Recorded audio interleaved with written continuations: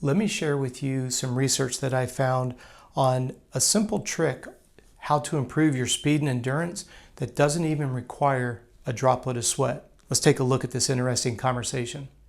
Hi, I'm Coach Robb, and at the time of this recording, I'm going on 40 years as a human performance coach.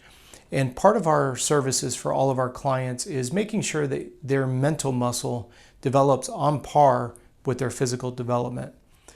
We had tremendous success with getting athletes to understand the incredible power of mental development, particularly when they see how it cross-germinates into athletic performance. When we look at athletic performance, we're looking at strength, we're looking at sprint speed, we're looking at endurance, we're looking at improving flexibility and reducing the risk of an injury. We're looking at improving the immune system through nutrition and sleep and recovery. But when we come back over here to the mental muscle, one of the things that research has started to illustrate more and more frequently, and it's getting a little bit more traction in some of the mainstream media now, is the idea that when you learn how to turn off your left side of your brain, the logical side of your brain, and start to engage the right side of the brain, which is more creative, there's been a definitive increase in speed and endurance associated with turning off the left brain.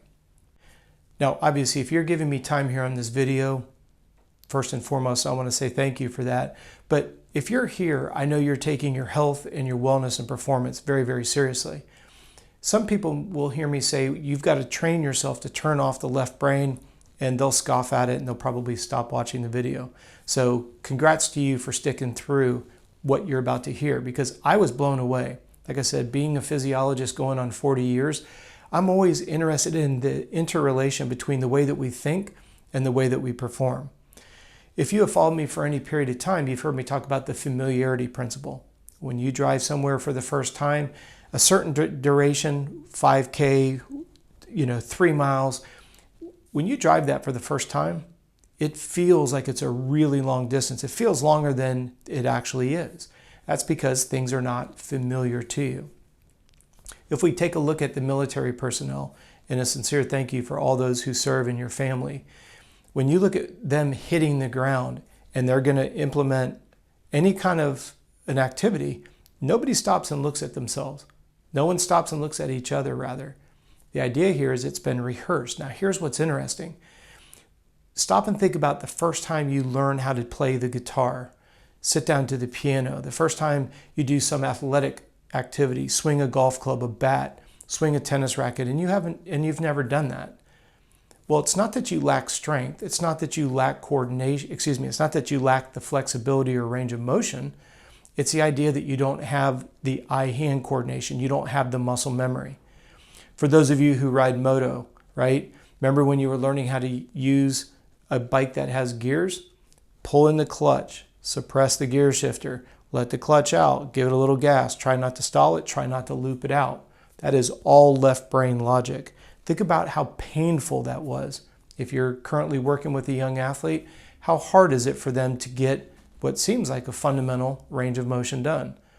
Once you get good at driving a stick shift car, you don't think about it. You know where that sweet spot is.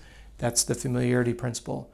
Think about the first time you tried to learn a stick shift car, how slow and how much time it took for you to even get the car rolling. Now think about it. It becomes muscle memory. You pop in the car, you don't even think about it. You're engaging the clutch, put it in gear, off you go. That to me was the epiphany that I had. Everybody's looking for a little bit of a marginal gain. Well, as you continue to work on visualization, as you work on sports-specific biomechanics, it becomes easier to go faster because you're turning off the left side of your brain. If I can get you, I'm just going to use an illustration here for those of you who are in moto, and if you're not, please go with me here. If you're not listening to this or watching this while you're driving, close your eyes, and what I want you to do is I want you to visualize leaving your truck on your motorcycle and going to the starting grid at a local race. And I want you to now visualize yourself going to the grid, and I want you to sit in pre-staging, and now they've called you up to the gate and you get a sight lap. I want you in 3 seconds to go around whatever track you visualize. Ready? Go. Now roll back into the gate. Now open your eyes. When I'm asking you to visualize yourself leaving your truck and going to the pit, were you wearing your helmet or were you not wearing your helmet? Did you have your goggles on or were they in a bag in a backpack? When you got to the pre-staging area, did you stay on your bike or did you get off your bike? When you rolled into the gate to get ready to do your sight lap, were your goggles on your bars? Were they already on your head or did somebody hand them to you? When you rolled your bike into the gate, did you get on the bike on the left side or the right side? Now, as I'm asking you those questions, those are 100% answered on the right side of your brain. That's the creative side. You had to visualize yourself from a third person point of view, from the sky, looking down. That's all right brain creative. If I had asked you to now go through that same routine and put it in fast forward, all of that movie, all of that creative comes from the right hemisphere of your brain. And I can get you to speed it up as much as we possibly can. So then when you get out on the track and a situation happens, you've already rehearsed. Oh, I got a good start. I got the whole shot. I know where to go. I've already visualized. Most everybody on the track knows where the main line is at. And you're able to butter it. You polish the corners. You butter the backside of the jumps. You're faster because you're not thinking. You're just simply going into autopilot, literally.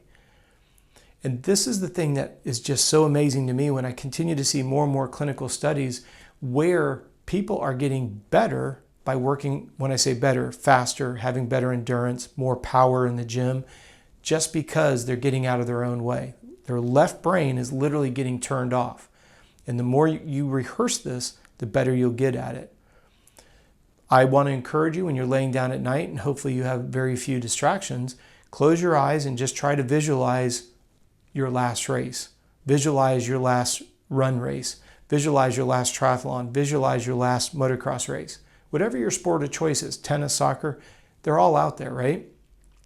But the more you visualize how you're going to execute a play on the soccer field, how you're going to hold that racket during your serve. I could go through sport by sport by sport, but the most important part is understanding who would have thought that you could work on visualization to engage the right hemisphere, resulting in speed, endurance, and better coordination.